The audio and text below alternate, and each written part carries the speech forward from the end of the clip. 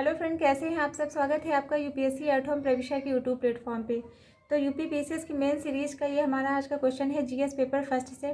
Question है हमारा, पृथ्वी की आंतरिक संरचना से संबंधित प्रमाणों हेतु प्रयुक्त प्रत्यक्ष अप्रत्यक्ष साधनों पर चर्चा कीजिए।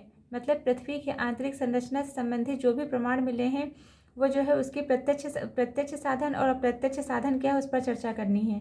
तो इसका जो है हम इंट्रो देख लेंगे। इंट्रो के अंतर्गत क्या है कि पृथ्वी की जो आंतरिक संरचना का जो भाग है, मतलब पृथ्वी की आंतरिक संरचना को जो है मानव के द्वारा जो है देखा नहीं जा सकता है, इसलिए कहा गया है कि पृथ्वी की आंतरिक संरचना जो है मानव हेतु अदृश्य है। और इसे समझना रिसर्च की दृष्टि से भूगर्भ शास्त्रियों के लिए जिज्ञासा, मतलब इसको जो है चूँकि ये मानव के द्वारा देखा नहीं जा सकता है, इसलिए इसको समझना जो है रिसर्च की दृष्टि से जो है भूगर्भ शास्त्रियों के द्वारा जो है हमेशा एक रोचक विषय रहा है। इस संदर्भ में प्रयुक्त जो है साधनों का वर्गीकरण जो है निम्नलिखित प्रकार से किया जा सकता है। पहला क्या है, प्रत्यक्ष साधन।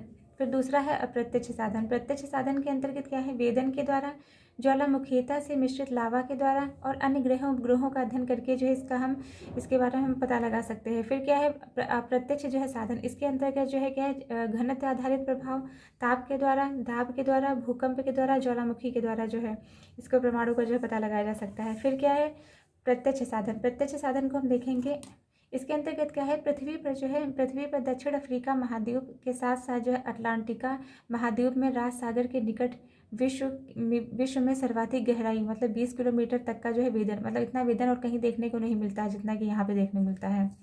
फिर दूसरा पॉइंट क्या है, पृथ्वी के आंतरिक भाग में मिश्रित लावा के अध्ययन से जो है प्रत्यक्ष प्रमाण के अंतर्गत जो है रखा गया है। मतलब पृथ्वी के आंतरिक भाग के अंतर्गत जो मिलने वाला जो लावा है, उस लावा का अध्ययन करने से हमें पता चलता है, हमें इसके जो है प्रत्यक्ष प्रमाण के बारे में पता चलता है। फिर क्या है अन्य ग्रहों एवं उल्कापिंड इत्यादि के अध्ययन को भी जो है इसमें शामिल किया गया है, जहाँ जो है मानव मिशन संभव हुए हैं, जैसे कि चंद्रमा।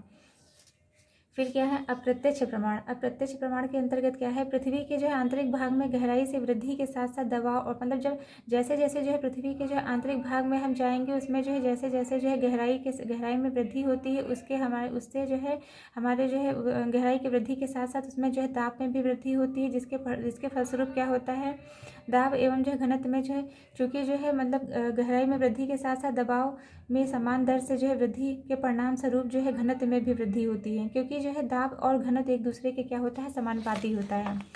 फिर क्या है भूकंप के अंतर्गत क्या है कि पृथ्वी एवं जो इसके निचले क्रस्ट में प्राथमिक एवं द्वितीयक तरंगों का संचरण पाया जाता है। मतलब पृथ्वी ऊपरी जो है इसके जो क्रस्ट जो क्या होता है, क्रस्ट का जो मतलब ये पूरा जो पृथ्वी का जो एक पार्ट है, इसके अंतर्गत सबसे जो नीचे का पार्ट होता है इसको हम क्या बोलते हैं, इसको हम कोर बोलते हैं। फिर बीच के पार्ट को मेंटल बोलते हैं, सबसे ऊपर का जो पार्ट एरिया होता है उसको हम क्रस्ट बोलते हैं। तो इसके अंतर्गत बताया गया है कि पृथ्वी एवं जो है निचले क्रस्ट में जो है प्राथमिक एवं द्वितीयक तरंगों का संचरण पाया जाता है, किंतु निचले क्रस्ट में अपेक्षाकृत गति अधिक होती है। अतः जो निचले क्रस्ट में घनत्व ऊपरी क्रस्ट की अपेक्षा अधिक होता है।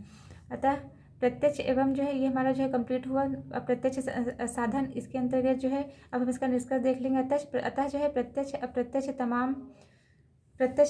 जो है तमाम साधन पृथ्वी की आंतरिक संरचना कार्यप्रणाली को समझने के लिए जो है महत्वपूर्ण होते हैं। ये हमारा जो है क्वेश्चन कंप्लीट होता है यहाँ पे। Thank you.